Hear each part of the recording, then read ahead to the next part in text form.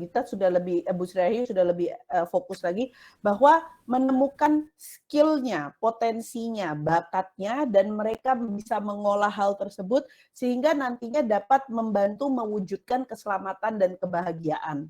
Dan di sini yang paling penting adalah kita di sini hanya dapat menuntun kekuatan kodrat, ya. Jadi untuk memperbaiki perilakunya, tapi bukan memperbaiki dasarnya. Karena dasarnya itu ya memang mereka sudah terlahir sesuai kodratnya.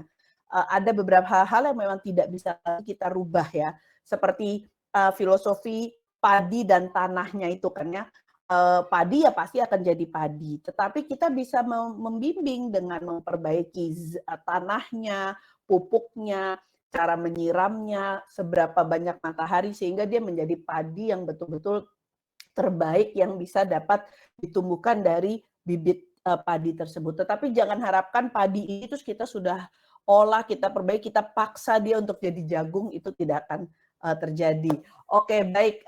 Berikutnya saya akan berikan kepada Pak Doni. Ini mungkin boleh dibacakan ini. Silakan. Ya. Terima kasih atas waktunya yang diberikan oleh saya. Izinkan saya membacakan dasar pendidikan Ki Hajar Dewantara menuntun. Di sini Mbak dan Kak Ini nggak usah Shirley. dibaca Pak, ini nggak usah dibaca, nggak apa-apa. Yang gambarnya Yang aja. dalam itu ya. Iya, yang di dalam Di gambarnya situ aja. semboyan dari Ki Hajar Dewantara. Yang pertama itu Ing Angso Suntulodo, Ing Madya Mangunkarso, dan Tutwuri Handayani. Ya. Di sini selamat dan berbahagia sebagai manusia dan anggota masyarakat.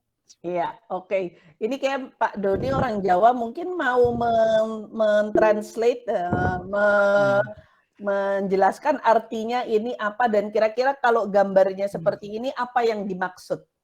Boleh, silakan Pak. Terima kasih. Kalau melihat dari gambar di slideshow ini bahwa Ing Arso Suntulodo, Ing Madya Mangunkarso, dan Tutwuri Handayani ini merupakan satu kesatuan dalam posisi kita. Misal itu Ing Arso Suntulodo, jika kita itu di depan, Tulodo itu kan kalau bahasa Jawa itu artinya contoh. Nah, ini Teladan ya Pak. Ya, teladan sebagai percontohan.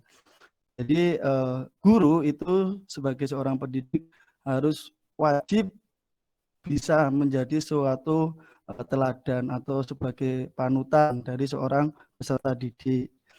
Terus ada Ing Madya Mangunkarso. Jadi itu di tengah itu maksudnya kita membersamai atau mendampingi siswa bersama-sama dengan siswa. Kita masuk di dalam kehidupan siswa. Itu kita harus bisa Mangunkarso itu membangun menyemangati dalam arti ikut bersama-sama mendukung. Nah, seperti itu.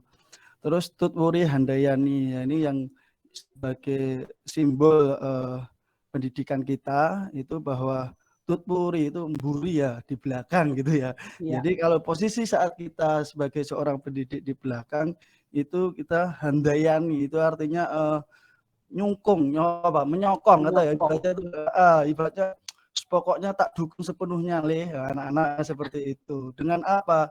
Ya dengan menyemangati, dengan ya jangan lupa sebagai guru kadang-kadang kemarin saya bikin video juga di Reflektif itu kadang-kadang kita sebagai guru tuh hanya ngajar bagaimana kejar target anaknya lulus KKN dengan apa kita peduli ibaratnya kalau di sela-sela kita ibadah gitu ya, kalau bagi yang muslim atau yang kita menyempatkan doa untuk mendoakan putra-putri kita.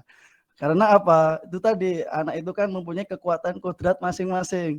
Nah, ini sedikit sharing ya Bu ya. Ya, Di sekolah silakan. kami kadang-kadang Bapak Ibu guru tuh ngeluh, wah pusing Pak, kok sekolah kita tuh di hulu kok mutunya anaknya tuh ibaratnya sampai kelas 3 belum bisa membaca kok kayak dedel sekali gitu ya. Saya bilang ya namanya siswa itu beda Bu, jangan dibandingkan dengan yang di kota, belum masuk aja udah bisa, belum masuk sekolah maksudnya udah punya kemampuan untuk ini nih, kita kan di situ sahabat. Tapi bangganya loh Bu, seorang pendidik kalau inputnya itu ibaratnya biasa-biasa, Ibu bisa mengembangkan, menuntun lebih minimal samalah dengan yang ada di kota, itu luar biasa. Jadi Ibu jangan stres, anak ini mempunyai kodrat, kita nggak tahu kadang-kadang kodrat tuh hampir identik dengan takdir ya Bu ya, takdirnya anak itu, nasibnya anak itu ya, gitu loh. Jadi tugas kita hanya menebalkan saja paradigma dulu. Bagi saya setelah baca modul itu salah Bu. Dulu itu ibaratnya anak itu seperti lembaran kosong gitu loh. Tugasnya keluarga, orang tua, masyarakat, pendidik itu mengisi, mencoret-coret. Ternyata setelah saya memahami pemikiran AD berbeda, bahwa setiap anak yang lahir sudah mempunyai kodrat, dalam arti kekuatan kodrat.